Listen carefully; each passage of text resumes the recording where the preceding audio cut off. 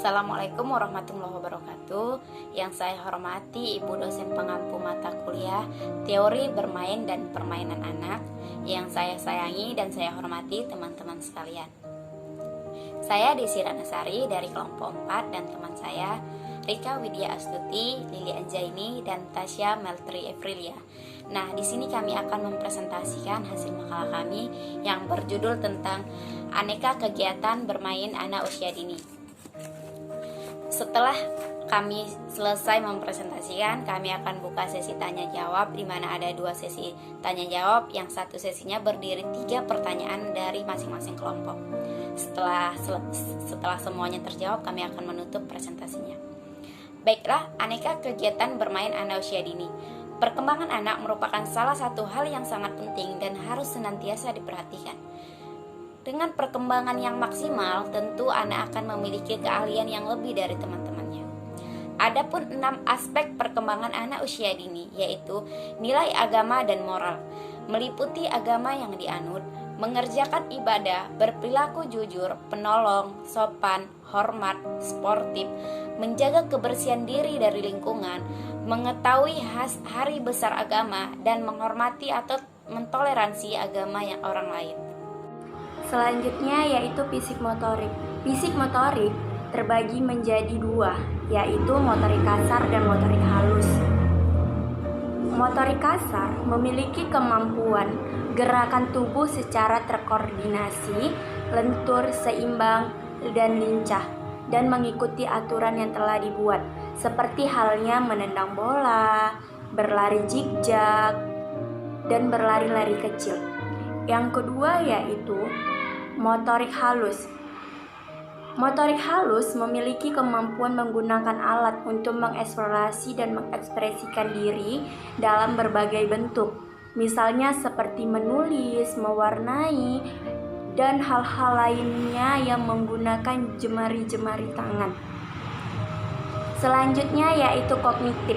Kognitif merupakan kemampuan mencakup kegiatan mental atau otak, kemampuan yang mengandung segala upaya yang mencakup aktivitas otak untuk mengembangkan kemampuan akal, seperti contohnya berhitung atau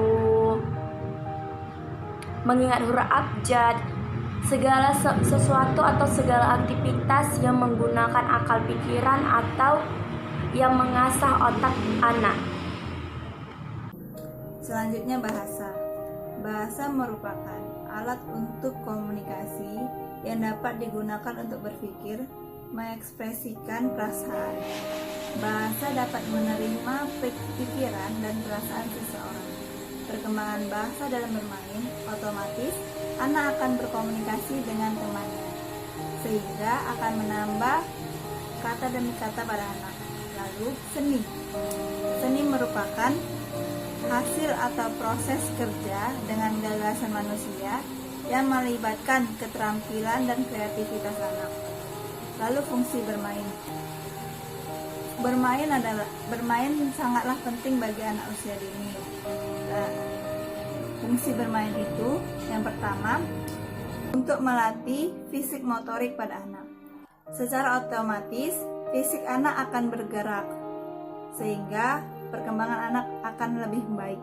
Lalu, yang kedua, sosial. Dalam bermain, anak diajarkan untuk saling membantu dan saling bergotong royong. Lalu yang ketiga, moral. Dalam bermain, anak belajar bersikap jujur dan menerima kekalahan.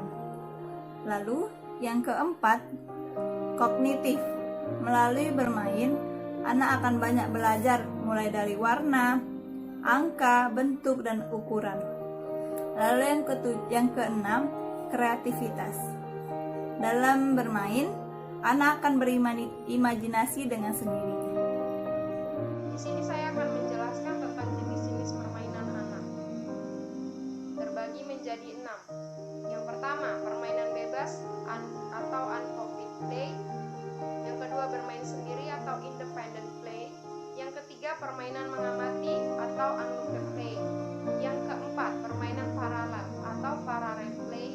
Yang kelima, permainan isosiatif atau associative play. Yang keenam, permainan berkelompok atau cooperative play. Saya akan mulai dari yang pertama, yaitu permainan bebas atau uncooperative play. Ini merupakan permainan paling dasar yang bisa dilakukan anak-anak. Gunanya untuk melatih anak agar bebas berpikir, bergerak, dan berimajinasi tanpa aturan permainan. Yang kedua, bermain sendiri atau independent play.